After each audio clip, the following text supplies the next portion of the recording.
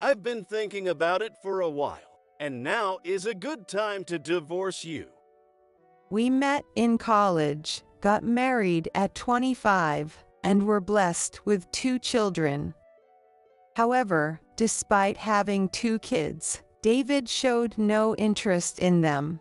Instead, he emotionally abused me, and I endured the mental pain while continuing to live with him.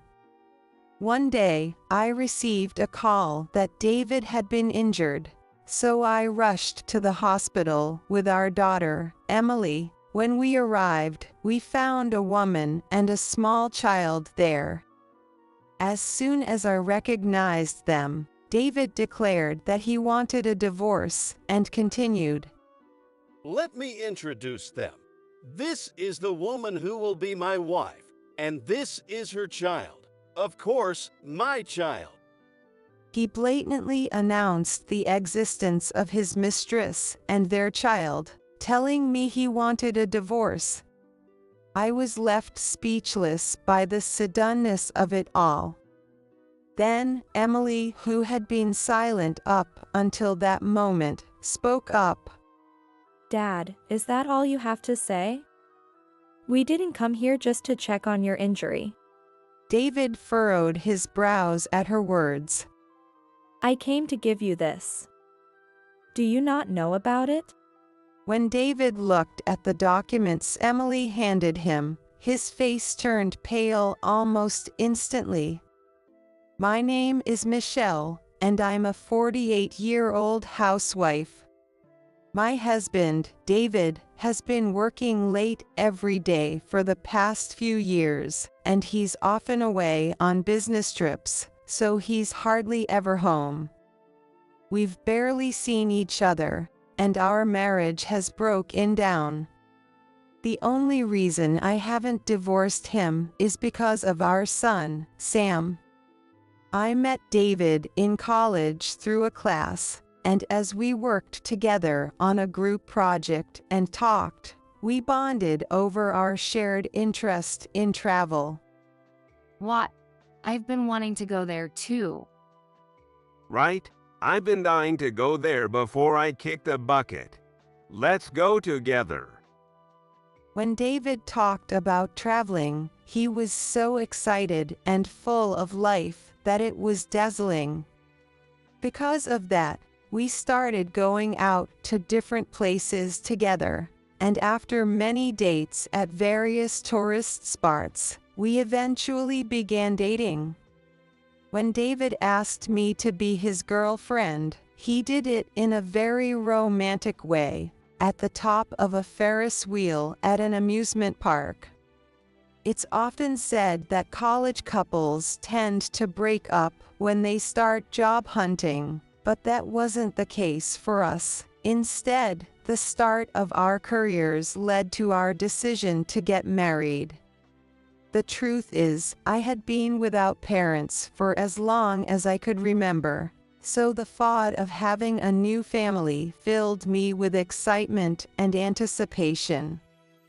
We're going to have a family now. I'm really looking forward to this new chapter in our lives. Yeah, me too. I can't wait. Let's do our best together from now on. David joined the small company run by his father, and he's been working closely with him to eventually take over as president. When we first got married, both of us were working. I worked hard for about 2 years, but when I found out I was pregnant, the morning sickness made it hard for me to keep up with work. Since it was our first child, David was really worried about me. Did you take the day off again today? Is morning sickness really that tough? Yes, it's been really bad, and I couldn't go to work today. But I managed to cook dinner, so please have some. I'm sorry I can't eat with you. If you're feeling sick, just rest. I'll take care of everything else.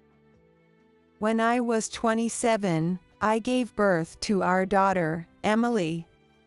Since more and more couples were working, it was hard to find a spot in daycare right away. I have a 1-year-old child. Is there any chance you can take her? I'm sorry, we're full right now and aren't accepting new children. I see. Thank you for your time. I contacted dozens of daycares, like a job search, but they all turned me down. Because of that, I had to quit my job to take care of Emily. It wasn't anyone's fault that we couldn't get Emily into daycare, and it certainly wasn't her fault.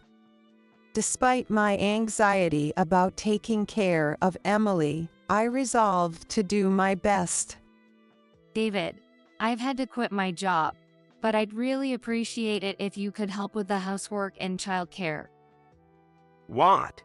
I'm the one working to support you guys, so taking care of the kids is your job. If you can even do that, are you just useless? I was shocked to see David, who had always been kind, suddenly turn into a completely different person. Where did the David I knew go? As soon as I asked for help with childcare and housework, David changed completely. Why is the house so dirty when you've been home all day? Maybe it's true that growing up without parents messes you up. You're really useless. As his demeaning comments increased, I found myself struggling mentally. As David's abusive remarks increased, it seemed to coincide with his success in expanding the company he had inherited from his father, growing it rapidly. 5 years later, the company David was running, thanks to his hard work, had become one of the leading businesses in the area. By that time, I had given birth to our second child, our son Sam. But despite David's growing success, he only provided us with the bare minimum to live on, while he continued to spend money recklessly. David, both Emily and Sam are reaching the age where they're starting to cost more. So could we increase the household budget a little? I'm already giving you plenty of money. If you can manage with that, you must be out of your mind. Even at this point, David's abusive comments hadn't stopped, and every time he came home, it tore me apart emotionally. When Sam was 3, I discovered that David had a mistress. I'd been noticing the scent of women's perfume on him, and I accidentally saw him holding hands with an unfamiliar woman while shopping at the grocery store. It turned out that David had another house and was living with this mistress. I started to feel like he saw me as nothing more than a nanny, raising his kids and keeping the house. Finding out about his mistress made me decide to file for divorce. However, around the same time, Sam fell ill and was bedridden for about a week. Since he'd never been this sick before, I was worried and took him to the hospital, where we found out he had a heart condition. Michelle, this might come as a shock, but your son Sam has a heart condition. What? But no one mentioned anything when he was little. It's something that's hard to detect when they're young, so it's understandable that it wasn't discovered until now. Even though the doctor explained this, I was devastated that I hadn't noticed Sam's suffering until now. But Sam's condition can be cured, right? It's difficult to say, but Sam will need a heart donor. The first step is to register with the transplant network. I hope a donor is found while Sam is still with us, but it's hard to guarantee that. A transplant. So if he gets the transplant, Sam will be saved, right? The possibility of a transplant brought a glimmer of hope.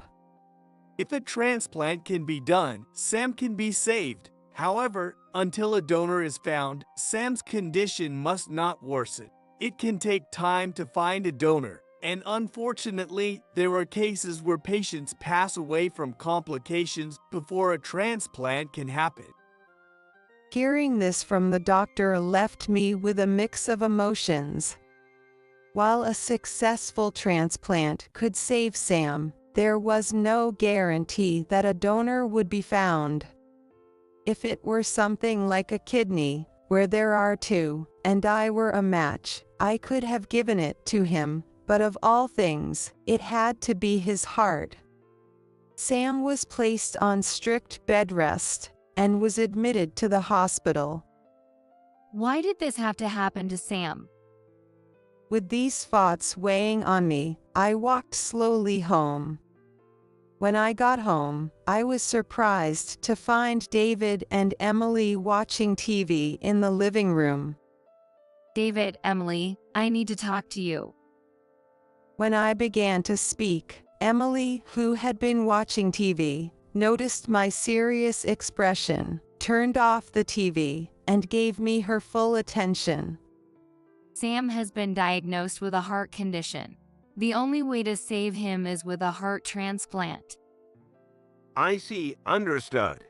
I'll cover the medical expenses. David's surprisingly calm response caught me off guard. How can he be so composed after finding out his own son has a heart condition? It seemed that David was willing to pay for the treatment because Sam was supposed to be his successor. However, if I divorced him, I wouldn't be able to afford the treatment, so I had no choice but to abandon the idea of divorce. David did provide financial support for Sam's medical treatment. I'll pay for Sam's treatment, but as for the day-to-day care, that's still your responsibility, just like before. True to his word, David didn't get involved at all. Since I was a full-time housewife, after finishing my chores, I would go to Sam's hospital room to take care of him. I'd leave the hospital before Emily came home so I could be there to welcome her. Even though Emily was still young, she seemed to understand that her little brother Sam was in a tough situation. I'll do what I can. Mom, you should focus on taking care of Sam. Emily's kind words helped me, and she even pitched in. Together, we balanced the housework and supported each other as we faced Sam's battle with his illness. Before I knew it, Emily was in her second year of high school. During a parent-teacher meeting, I was told that we should start discussing and deciding on her future plans. If she wanted to go to college, it was about time to start preparing. Emily, have you thought about what you want to do? Do you have any plans? I'd like to go to college if possible, but do you think that's even an option? I don't think Dad would allow it.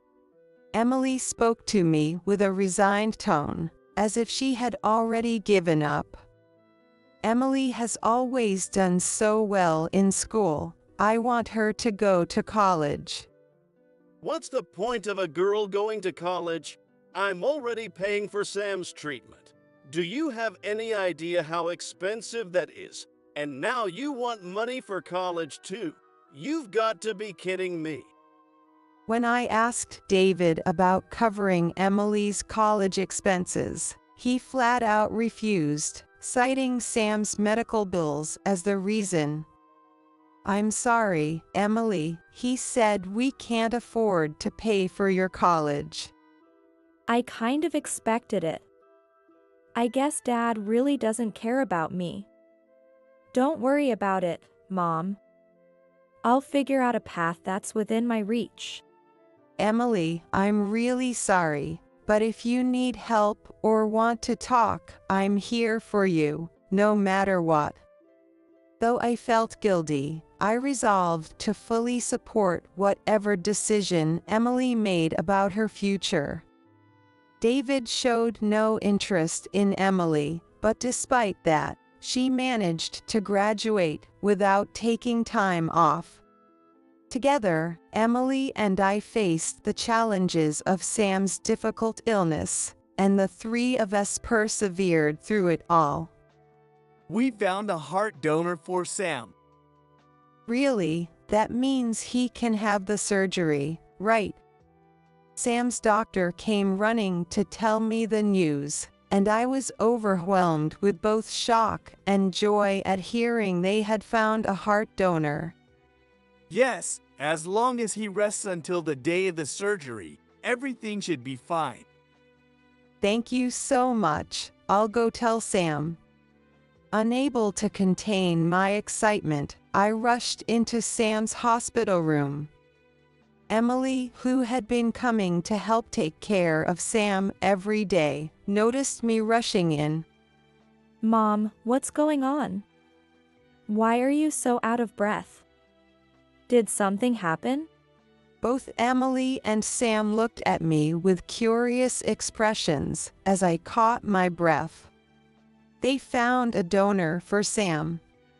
What? Really? Yes, Sam, you've done so well. I stroked Sam's head and hugged him, tears of joy filling our eyes. Sam was 16 years old when we received the news that a heart donor had been found. The surgery was scheduled for the very next day.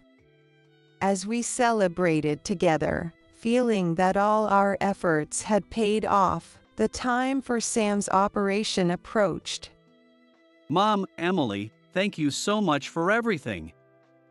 I'll do my best in the surgery. With those words, Sam was wheeled into the operating room. 7 hours later, the doctor emerged and informed us that the surgery had been a success. A month after the operation, Sam, who couldn't move right after the surgery, was undergoing rehab and learning to walk again. Before I knew it, he was walking normally and was set to be discharged in just a few days. On the day of his discharge, we finally returned home, feeling relieved that the long battle with his illness was over.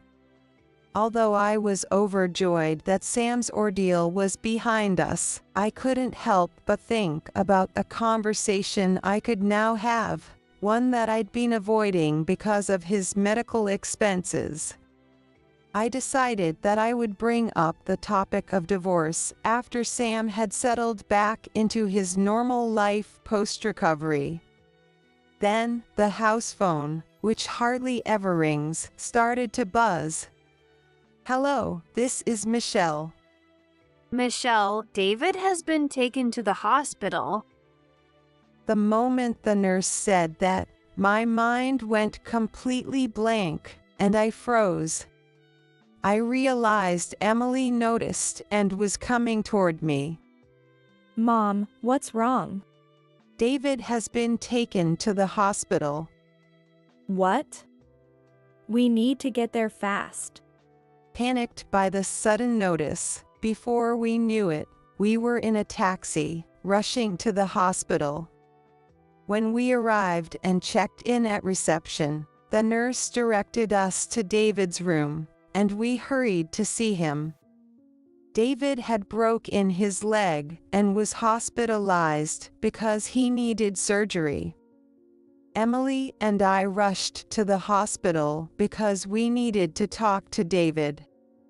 At that time, Sam was out because he had been invited to a recovery celebration party by his friends. When we got to the room and saw David's condition, I noticed there was a young woman and a small child by his side. It instantly became clear to me that the woman and child were David's mistress and their child. David looked startled when he saw me rush in and began to speak. This is Julie, the woman I love. and her child, Jessica. I've been thinking about it for a while, and now's a good time. I'm divorcing you. With those words, he handed me the divorce papers he had prepared in advance. You mean a divorce? I've suspected this for a while, but you're really going through with it, right? Hearing him say that, I decided it was time to tell him what I had planned to say after Sam had settled back into his normal routine. And between me and Julie, we only had Jessica, so I'll be taking custody of Sam. What? After everything, you're going to kick me and Emily out while you take Sam? Exactly. I'm going to marry Julie and eventually pass the business down to Sam. I'll live a nice, carefree life. What about Jessica? It sounds like you're leaving her out of this plan. Sam can take care of Jessica. He can support her, can't he? Julie spoke up, as if it were only natural, trying to push the responsibility of caring for Jessica onto Sam. Holding back my anger, I signed the divorce papers that David had pushed in front of me. I'll give you the divorce. I'll even go file these papers right after this, but there's no way I'm giving up custody of Sam. I absolutely refuse. Sam was born to be my successor. There's no chance I'll let someone like you have custody. Hearing this, Emily, who had been listening nearby, held up a document for David to see. Dad, can you still say that after looking at this? Can you really support Julie and Jessica? The document Emily showed him was evidence of David's involvement in fraud at his company. After graduating high school, Emily had decided not to pursue college, and instead enrolled in the police academy. Thanks to her hard work during high school, and the money I had saved from the household budget David provided, she was able to enter the academy. She had learned that although the academy required a $1,000 enrollment fee, the rest of her education would be free, and she would even receive a salary. So, she had come to me and asked if she could go to the police academy. David had never taken much interest in Emily, so he didn't know the details of her career. He only knew she worked as a public servant. During her time in the academy, Emily started investigating her father's company. With the help of her superiors and colleagues, she uncovered evidence of fraud and illegal sales at David's company. I also contributed by secretly gathering evidence of tax evasion and bribery from David's study whenever I had the chance. How do you have that?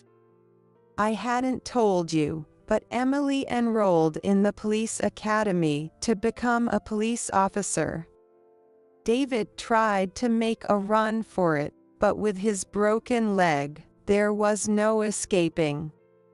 At that moment, the police arrived, and David was placed under arrest.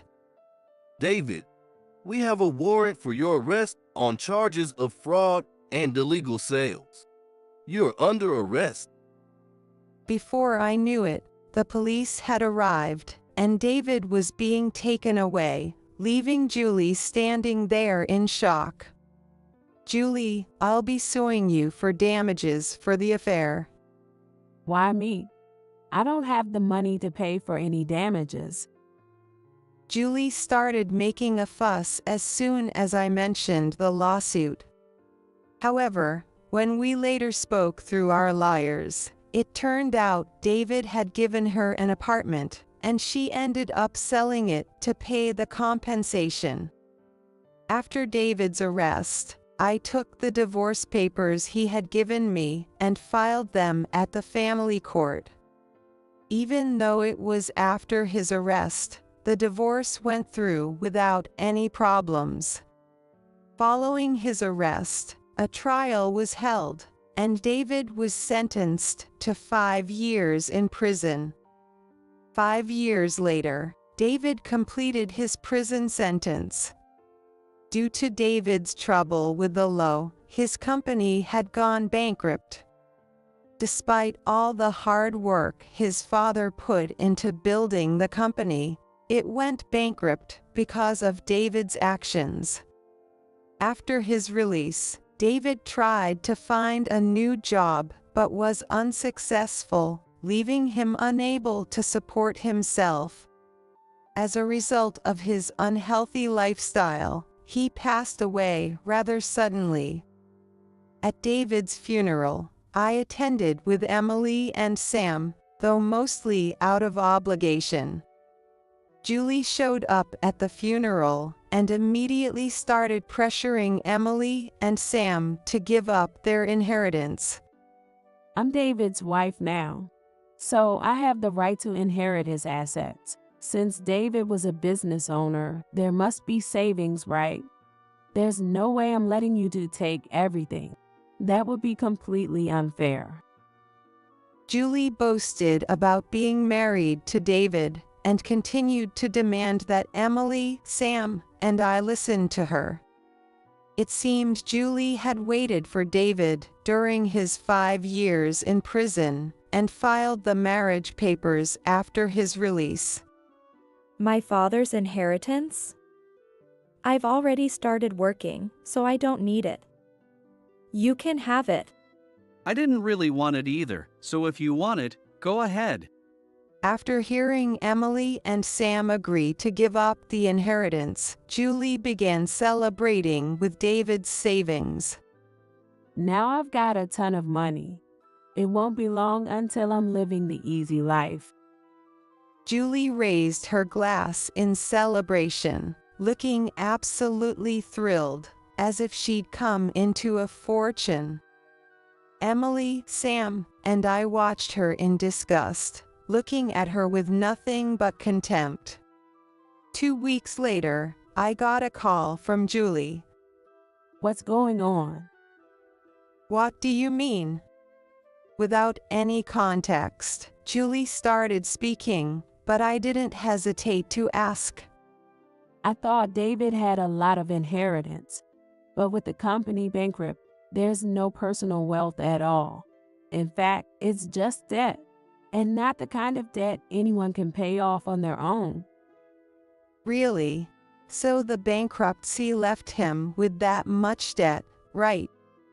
You knew all along, didn't you? There's no way I can pay that. Could you help me out? When Julie had the nerve to ask me to help her pay off the debt, I couldn't believe what an absurd request she was making.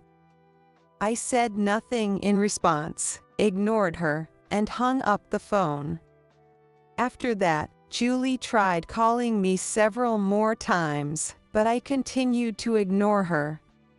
Fed up with Julie calling hundreds of times, I finally blocked her number. It turned out that after using what little cash David had left to celebrate at his funeral, Julie had inherited not only his assets, but also his debt. I heard through the grapevine that Julie, unable to repay the massive debt with her own money, had started working at a nightclub to pay it off. I saw it as nothing more than her getting what she deserved. She had knowingly been involved with a married man and was made to pay compensation for the affair. In the end, she married the man she thought was wealthy, only to end up shouldering his debt. 6 months after Julie's last call, Emily gave birth to a child. She had met a wonderful man after everything and ended up getting married. Sam, too, recovered well from his heart transplant and now lives a happy life, doing what he loves. As for me, I live alone now, but I'm busy preparing the house for Emily, who will be coming to stay with me after the baby's birth.